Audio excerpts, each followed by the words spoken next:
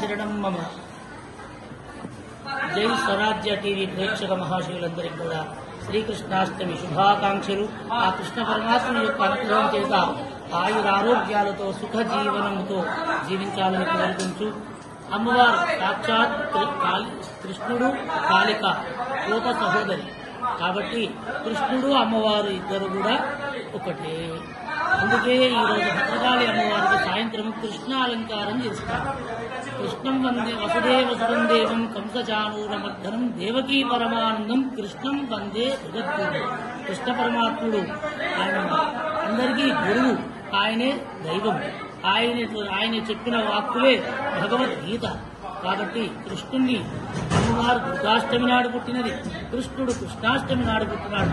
కాబట్టి వీరిద్దరిని సేవించిన వారికి ఇహలోకంలో సకల ఐశ్వర్యములను పొంది పరమ పావనమైన మోక్షాన్ని కూడా కల్పించేటువంటి యొక్క మహనీయులు ఇటు భద్రక, ఇటు కాళి, అటు కృష్ణుడు.